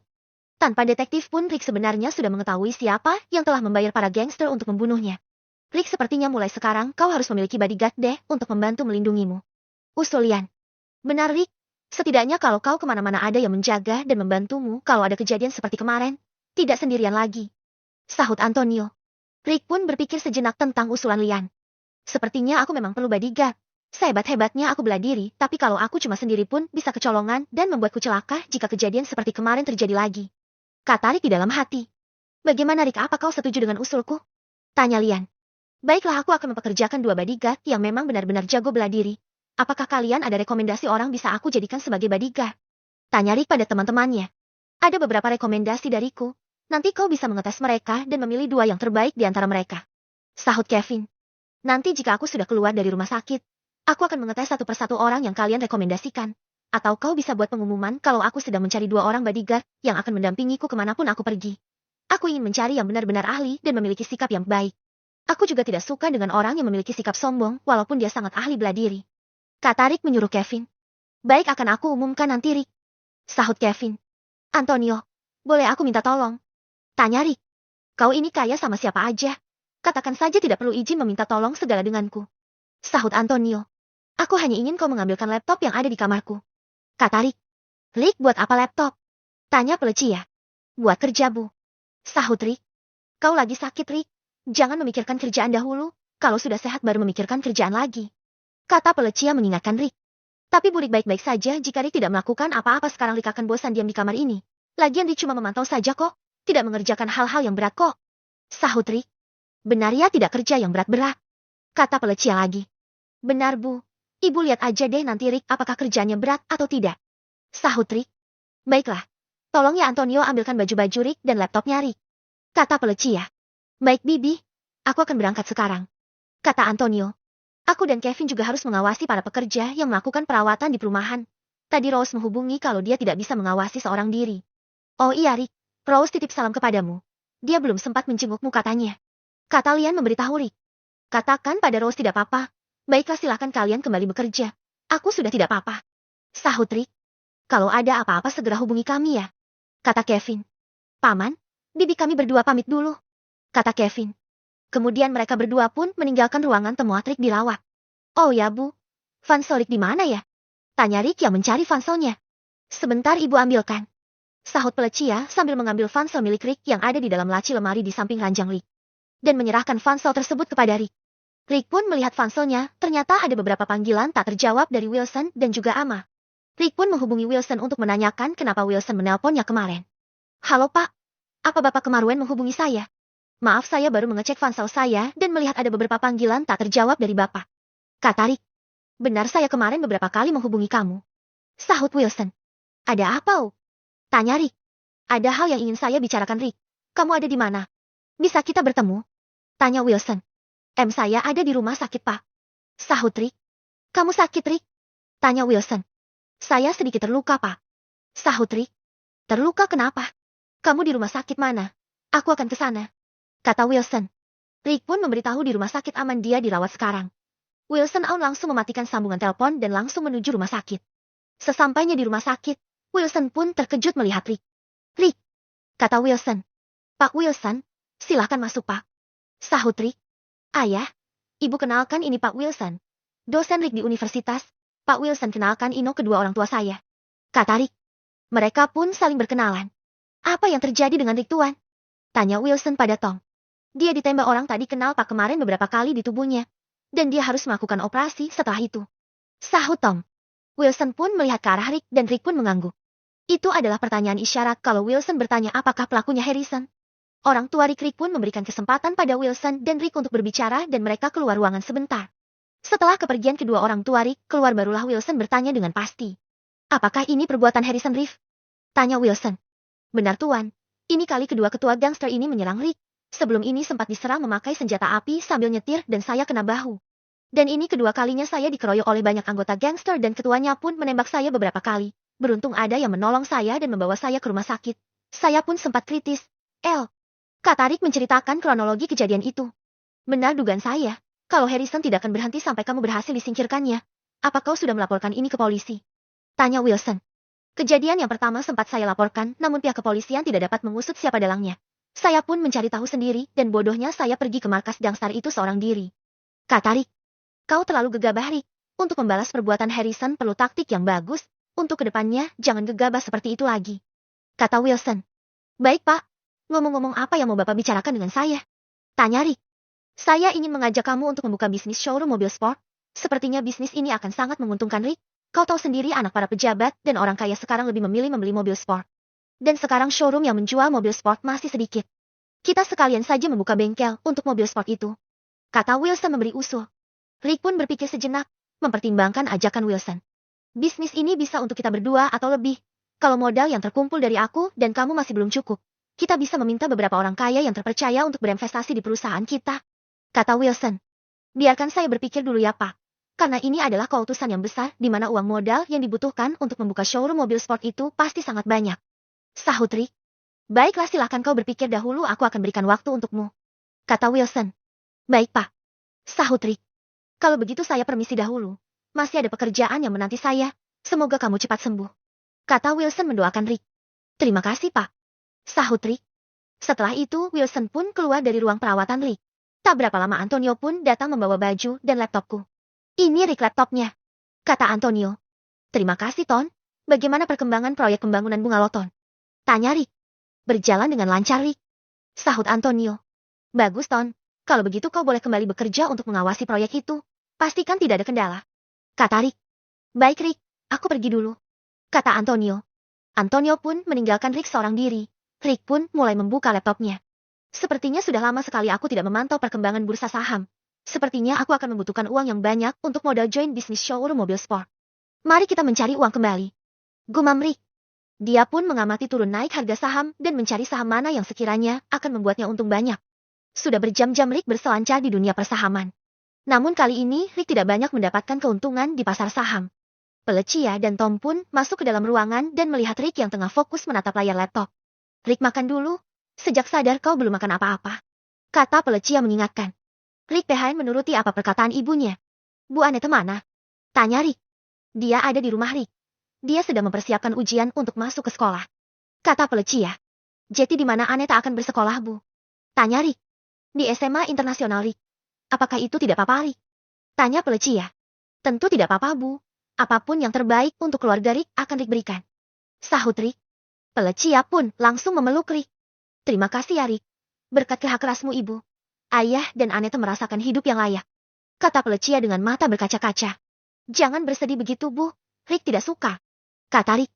Rick, apa kau tidak mau mencari kekasih seperti anak lelaki pada umumnya? Kata Felicia. Masalah itu gampang, Bu. Rick tidak ingin memilih perempuan yang salah. Rick harus mencari yang terbaik. Sahut Rick. Kamu ini, Rick. Tapi Ibu ingin melihatmu memiliki pacar, Rick. Sahut Felicia.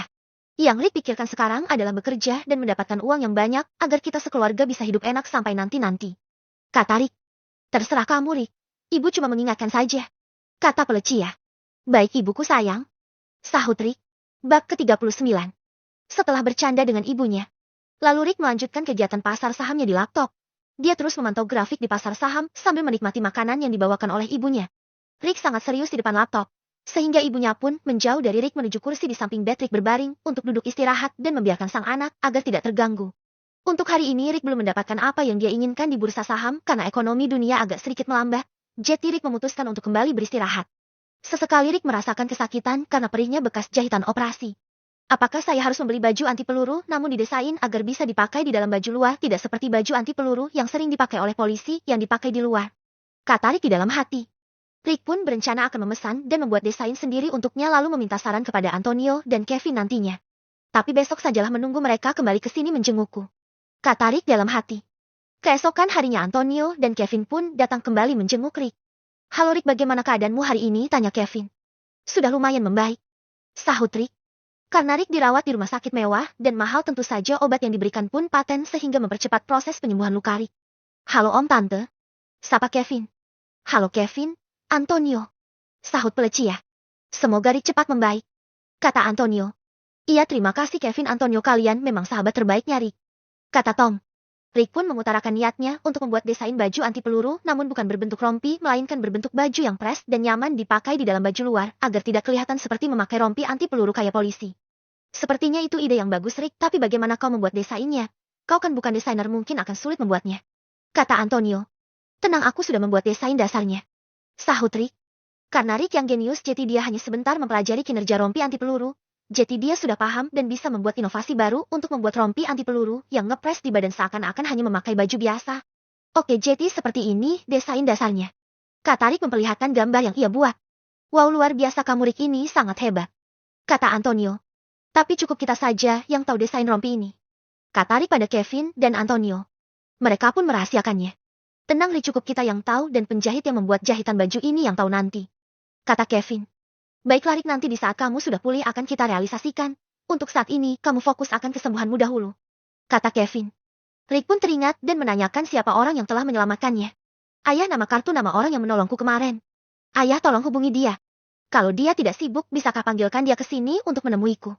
Kata Rick. Baik Rick, ayah coba menghubunginya dulu. Sahut Tom sambil mencari kartu identitas yang diberikan oleh penyelamat Rick. Namun Tom tidak menemukannya. Duh, di mana nih kartunya? Kemarin saya taruh di dalam dompet, kenapa bisa nggak ada ya? Gumam Tom pun panik. Lalu ibunya Rick datang setelah keluar sebentar memandang suasana rumah sakit. Ada apa ini Rick, kenapa ayahmu begitu panik? Tanya peleci ya. Sepertinya ayah kehilangan sesuatu. Kata Rick. Ya, kartu identitas orang yang menolong Rick tiba-tiba hilang. Kata Tom. Oh itu, ini kartunya ada di dalam lemari sebelah meja makanan Rick. Kata peleci yang memberitahu. Untunglah ada, kenapa bisa ada di situ? Tanya Tom. Kamu menaruhnya sembarangan. Sahut peleci ya. Oh ya, saya yang lupa menaruhnya. Kata Tom. Lalu Rick melihat kartu nama tersebut dan melihat alamat serta nomor kontaknya pria tersebut bernama Joe Cole. Segera Rick menghubunginya. Halo, selamat siang, kata Rick. Iya, halo, selamat siang, dengan siapa ini? Tanya Joe Cole. Saya Rick, orang yang beberapa hari yang lalu telah kamu selamatkan. Kata Rick. Joe pun senang mendengar suaranya karena orang yang ditolongnya masih hidup. Jadi bagaimana keadaanmu sekarang Tuan Rick? Tanya Joe. Jangan panggil saya Tuan karena kata ayah saya. Kita umurnya sebaya, jadi panggil saja saya Rick. Untuk keadaan saya saat ini sudah membaik, mungkin kira-kira hampir seminggu lagi saya akan pulih. Kata Rick. Oke baiklah Rick, salam kenal, nama saya Joe Cole, tapi panggil teman-teman saya memanggil Jojo. Kata Joe. Baik Jojo, salam kenal. Aku lihat alamat rumah kamu tidak jauh dari rumah tempat saya dirawat. Mungkin kamu bisa ke rumah sakit kalau tidak sibuk, karena saya telah berhutang jasa pada kamu, telah menyelamatkan nyawa saya. Saya ingin mengucapkan terima kasih secara langsung pada Anda. Kata Rick. Untuk saat ini, saya tidak bisa Rick, saya mohon maaf yang sebesar-besarnya karena saya hari ini ada jadwal sparring tinju. Kalau besok mungkin bisa. Sahut Joe. Rick pun tidak menyangka ternyata orang yang menolongnya seorang petinju. Rick pun berniat ingin menjadikannya teman, sekaligus menawarkan pekerjaan bodyguard untuknya. Tapi nanti saja karena untuk saat ini Rick tidak ingin mengganggu fokus serta jadwal kegiatan tinjunya.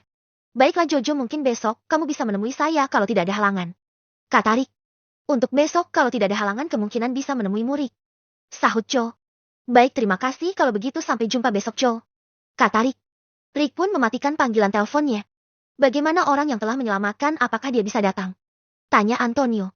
Kemungkinan dia besok baru bisa datang karena hari ini dia ada kegiatan tinjunya. Sahut Rick. Wow, ternyata seorang petinju. Mungkin dia bisa menjadi bodyguardmu Rick. Kata Kevin.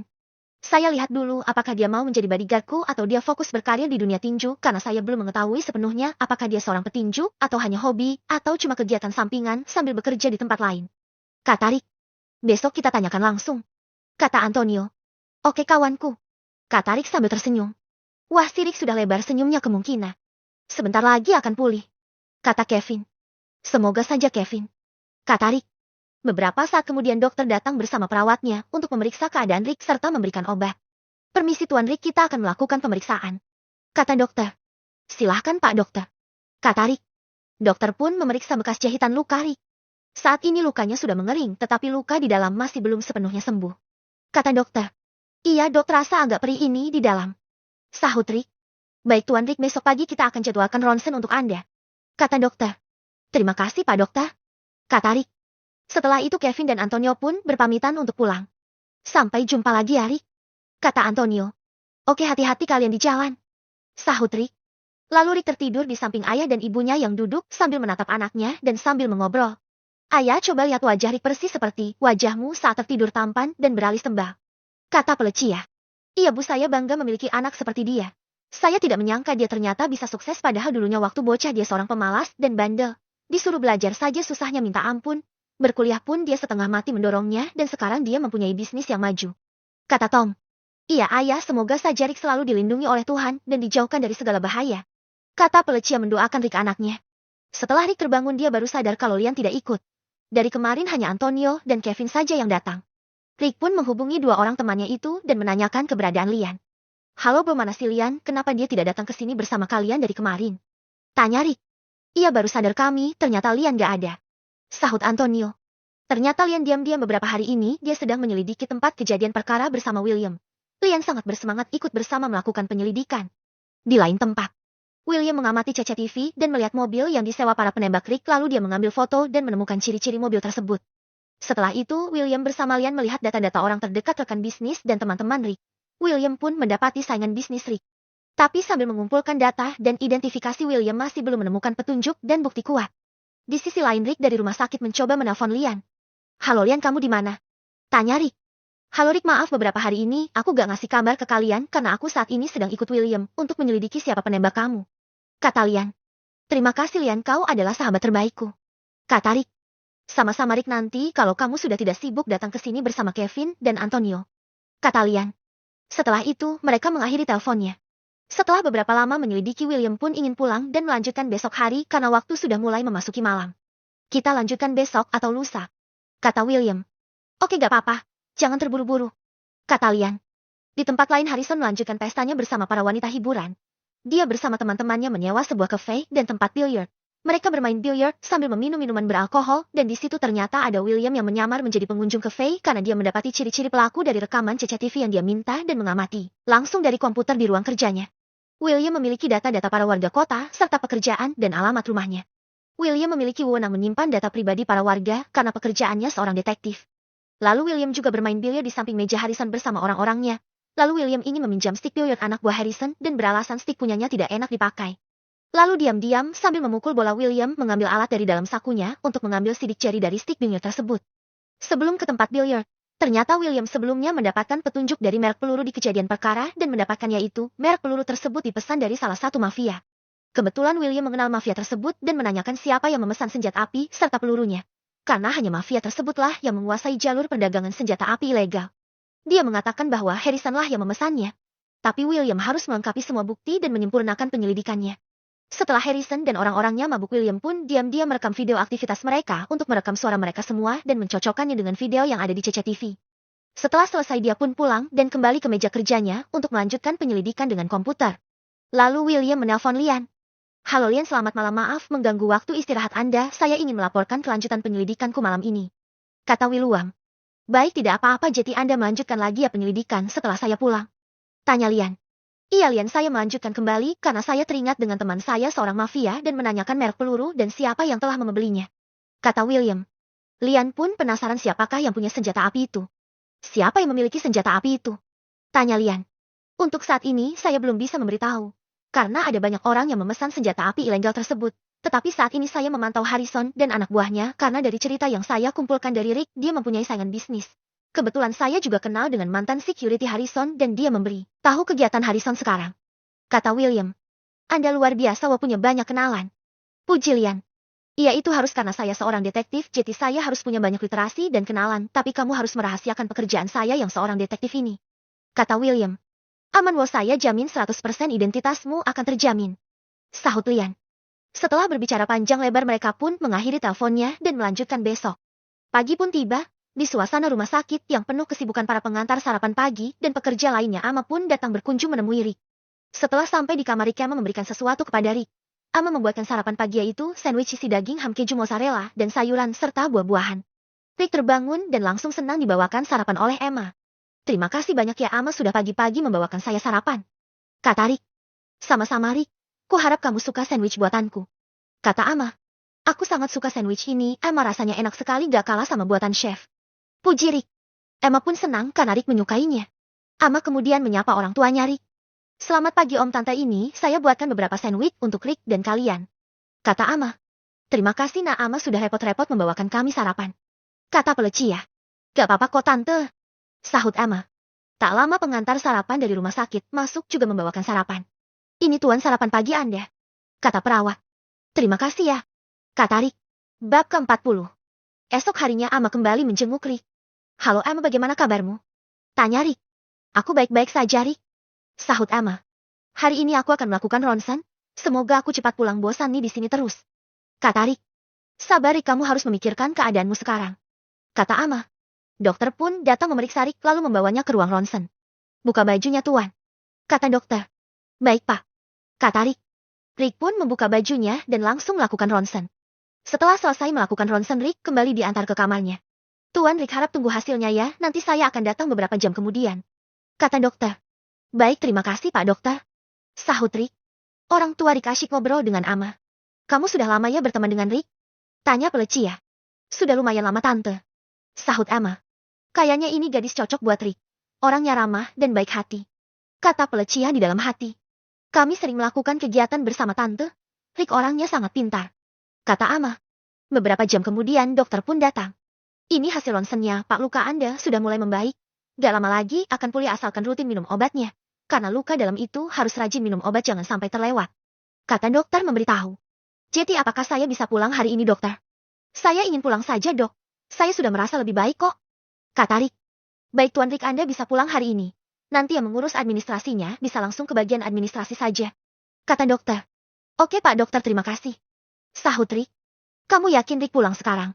Aku khawatir lukamu pemulihannya jadi lambat karena tidak ada perawatan, kata Emma tampak khawatir. Gak apa-apa Em, saya baik-baik saja, saya sudah bisa pulang sekarang, kata Rick. Nanti saya ikut ngantar ya, kata Emma. Kalau kamu tidak keberatan, saya sangat senang sekali diantar ke rumah, sahut Rick. Waktu pulang Rick pun tiba. Sesampainya di rumah, Rick pun menghubungi Joe. Halo Joe, saya sudah di rumah, bisakah kamu datang ke sini? Tanya Rick. Halo Rick, ya bisa sebentar lagi ya, saya akan ke rumahmu, sahut Joe. Rick. Nanti saya akan kirim alamat dan lokasi rumahku, kata Rick. Siap Rick, sahut Joe. Setelah itu Rick pun mematikan sambungan telepon. Di dalam rumah Rick masih merasa agak perih, jadi dia nggak bisa banyak beraktivitas. Rick, jangan terlalu banyak bergerak ya, kamu harus istirahat karena masih proses penyembuhan, kalau mau minta sesuatu sebut saja kepada kami, kata Pelecia. Iya Bu, kata Rick. Lalu Emma pamit pulang. Tak lama Jojo datang ke rumah Rick. Permisi Om, Tante saya Joko, kata Joe. Silahkan masuk Joe, terima kasih atas pertolongan kamu tempo hari yang sudah menyelamatkan Rick, kata Tom. Sama-sama Om, Tante, kita sebagai sesama manusia harus saling tolong-menolong, sahut Joe. Kamu memang anak muda yang baik. Ngomong-ngomong, apakah kamu sudah berkeluarga? Tanya Tom. Belum Om, saya masih sendiri dan sekarang tinggal gak jauh dari rumah dari sini, kata Joe. Halo Rick, bagaimana keadaanmu sekarang? Tanya Joe. Sudah mendingan nih Joe, sahut Rick.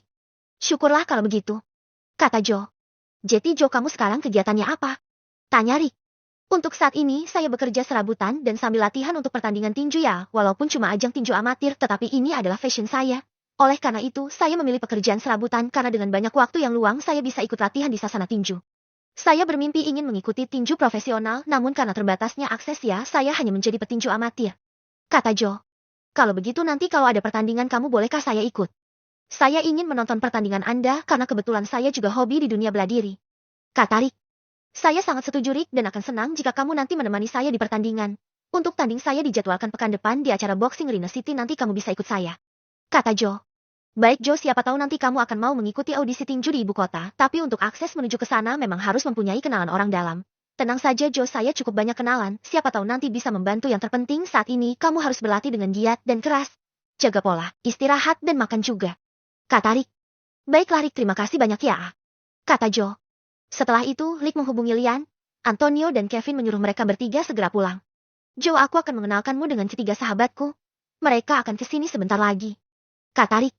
Baiklah Rick, kata Joe. Selagi menunggu kedatangan ketiga sahabatnya, Rick pun mengajak Jojo untuk menyantap hidangan makanan yang dibuat oleh ibunya. Ayo kalian makan dulu.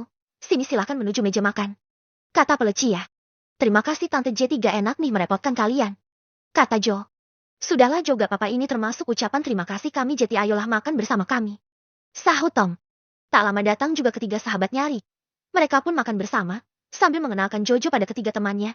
Ternyata Joe adalah seorang anak yatim piatu dan dia sudah terbiasa hidup keras dari kecil. Itulah sebabnya Joe belajar tinju, karena dari kecil dia sering dibully oleh remaja dekat kediamannya dan sekarang Joe sudah memiliki keahlian tinju. Rick pun berniat kalau sudah pulih 100% ingin ikut berlatih bersama di sasana tempatnya Jojo latihan. Lalu mereka berempat selesai makan dan Rick kembali ke kasurnya untuk merebahkan tubuhnya sembari istirahat ditemani teman-temannya. Mereka ngobrol panjang lebar hingga akhirnya waktu sudah hampir sore. Joe pun pamit ingin pulang. Aku curiga nih Rick yang melakukan penembakan terhadapmu jangan-jangan pengusaha bernama Harrison dan anak buahnya. Karena William mendapati bukti yang mengarah ke sana, kata Lian. Rick yang sudah tahu tapi dia tidak memberitahu ketiga sahabatnya. Entahlah Lian, aku gak mau berburuk sangka, kata Rick. Tapi ini sudah 75% buktinya mengarah ke orang itu Rick, kata Antonio. Mungkin dia ingin menyingkirkan saingan yang hebat sepertimu Rick, kata Lian. Nanti kalau sudah terbukti baru kita ajukan ke pengadilan untuk menangkap pelaku. Tenang saja, William adalah detektif profesional, jadi dia pasti mampu mengungkap kasus ini, kata Kevin. Hari demi hari berlalu, Rick pun sudah mulai sehat dan bisa melanjutkan aktivitas seperti biasanya. Hari ini Rick mengamati bursa saham dan ingin mengambil keuntungan yang banyak dari pembelian investasi dan analisisnya. Dan dia berhasil mendapatkan keuntungan, lalu Rick mendatangi perusahaan-perusahaannya serta meminta laporan keuangan dan perkembangannya. Ternyata selama di rumah sakit perusahaannya masih stabil. Pekan depan pun tiba Rick diajak Joe untuk menyaksikan pertandingan tinjunya. Rick menjemput Joe dengan mobilnya serta membawa rombongan Joe. Teman-teman Joe sangat senang dibawa menggunakan mobil mahal menuju tempat pertandingan. Hari ini babak penyisihan dan yang pertama bertanding adalah Joe di kelas ringan 70.000. Setelah sampai di tempat Joe melakukan pemanasan dan memperagakan pukulan-pukulannya. Rick melihat Joe yang memiliki gerakan yang bagus, dia melihat potensi yang dimiliki Joe, mungkin kalau dilatih sama pelatih profesional mungkin teknik-tekniknya akan sempurna. Karena basic dan powernya yang kuat serta refleks yang bagus dari Joe, dia cocok menjadi petinju profesional yang bersaing. Setelah selesai pemanasan Joe siap tanding dan tak lama nama Joe dipanggil oleh panitia. Ladies and gentlemen, please welcome peserta pertama kita di sudut merah Jukali dan lawannya yang ada di sudut biru dengan julukan semut merah David Thread, kata moderator. Rick pun mendengar julukan lawannya Joe yaitu semut merah tertawa kecil. Wah, jangan-jangan nanti nih orang sambil mukul bisa menggigit juga. Kok Joe gak memakai julukan? Kata Rick dalam hati. Kok Joe tidak menggunakan julukan? Tanya Rick pada relannya Joe. Iya Pak Rick, Joe tidak menggunakan julukan, entahlah mungkin karena dia kurang suka dengan julukan atau belum menemukan nama panggilan yang cocok, sahut rekannya Joe. Ronda 1 tank bell berbunyi. Mereka masih belum melakukan jual beli pukulan karena Joe masih santai sambil melakukan pukulan kecil dan menahan karena Joe petarung yang juga ahli strategi, dia ingin mempelajari cara bermain lawannya dulu. Sesekali Joe melakukan pukulan keras overhand untuk melakukan soft terapi kepada musuhnya. Booming pukulannya berhasil ditangkis David Thread, namun efeknya dia goyah dan mundur. Ronde pertama berakhir dan Joe duduk di sudut ring sambil minum. Rick memberikan motivasi kepada Joe. Pukulanmu keras sekali Joe, kau cocok menjadi raja kah? Oh, karena bila kena tepat sasaran itu pukulanmu pasti menidurkan lawanmu. Coba lihat musuhmu selalu mengandalkan counter pukulan. Kalau bisa kamu jangan lengah setelah mendapatkan pukulan, kata Rick. Siap Rick, kata Joe.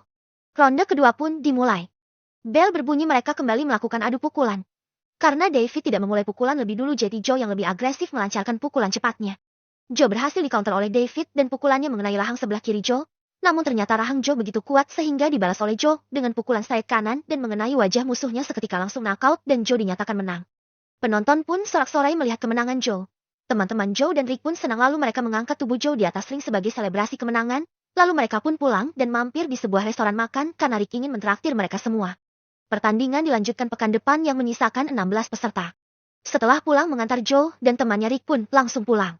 Habis dari mana Rick? Tanya Felicia. Habis mengantarkan teman tadi Bu, hari ini ada pertandingan si Jojo dan dia tadi berhasil menang, kata Rick memberitahu ibunya. Hebat ya si Joe, mungkin dia cocok jadi bodyguardmu nanti Rick, kata Tom. Belum tahu lagi ini Pak, karena aku membiarkan dia fokus dulu di turnamen yang diikutinya. Aku ke kamar dulu ya, kata Rick.